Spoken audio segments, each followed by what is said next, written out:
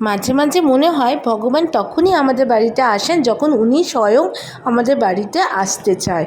তো চলো আজকের ভিডিওটা তার উপরে। বেশ কিছুদিন আগে আমি একটা সব থেকে আমার লাইফের ভালো একটা গিফট নিজেকে দিলাম।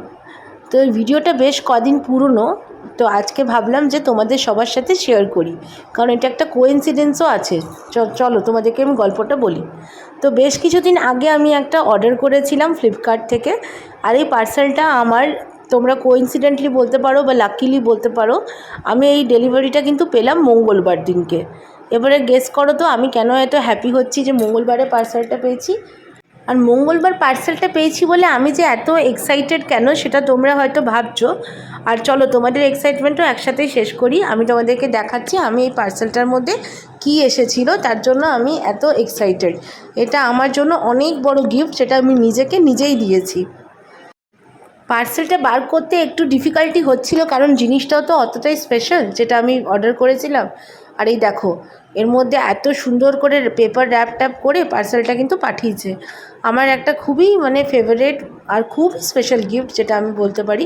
তো তোমাদের কোনো গেসেস আছে কি কী হতে পারে এর ভেতরে? তাহলে কিন্তু আমাকে গেসগুলো তোমরা কমেন্টে জানিও, আমার কিন্তু খুব ভালো লাগবে জানলে। আর এই দেখো, চলো ছটপট করে খুলে নিই, তাহলে তোমাদেরকেও দেখাতে পারবো। আমার ভেতরটা ও মাই গড এরকম টাইপের একটা ফিলিং হচ্ছিল। কেন বলো তো? এই দেখো, আমি নিয়েছি পঞ্চমুখী হনুমানজির মূর্তি। এটা আমি বেশ কয়েকদিন ধরে ভাবছিলাম যে আমি কিন্তু কিনবো, বাট কেনা আমার আর হতো না কোনো সময়তেই। অনেকবার ভেবেছি যে কিনবো। চলো তোমাদেরকে আমি ভালো করে হনুমানজির মূর্তিটা দেখাই। এই দেখো কেমন লাগছে, দেখো তো কি মিষ্টি না দেখতে, খুব ভালো লাগছে। আমার তো মনটা সত্যি বলছি এত বেশি হ্যাপি হয়ে গেল এনাকে দেখে পর।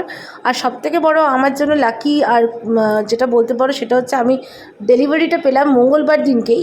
এটা অর্ডারটা আমি কিন্তু করেছিলাম বহুদিন আগে।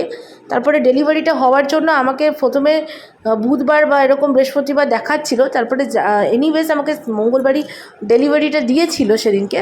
তো সেটার জন্য আমার খুব বেশ মনটা খুশি হয়ে গেছিলো। আর এই দেখো প্লাস্টিক থেকেও ওনাকে বার করলাম, আর এই যে ওনার মূর্তিটি, কি সুন্দর না ওনার মূর্তিটা দেখতে, খুব সুন্দর। আমার তো দেখে পরই মনটা জুড়িয়ে গেল।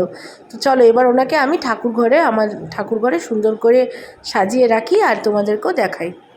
আমি চ্যাটজিপিটিতে দেখে রিসার্চ করে দেখলাম যে হনুমানজিকে কোনখানে রাখলে সবথেকে বেস্ট পজিশন হয়। তো সেই রিসার্চের অনুযায়ী আমি আমার ঠাকুরঘরে সেই কোণাতেই হনুমানজিকে রেখেছি।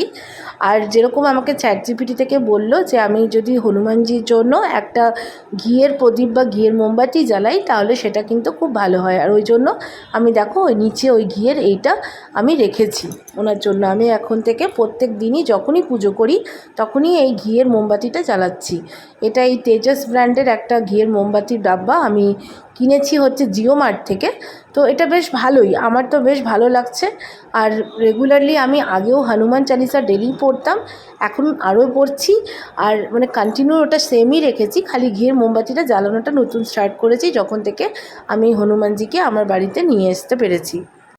মাঝে মাঝে মনে হয় যে ভগবান হয়তো সত্যি নিজে নিজেই আমাদের বাড়িতে আসতে চায়, তখনই কিন্তু আমরা তাকে আনতে পারি। আমার এই ঘটনাটার পরে সত্যি এটাই কিন্তু মনে হলো। তোমাদের কীরকম লাগলো ভিডিওটা কমেন্টে জানিও।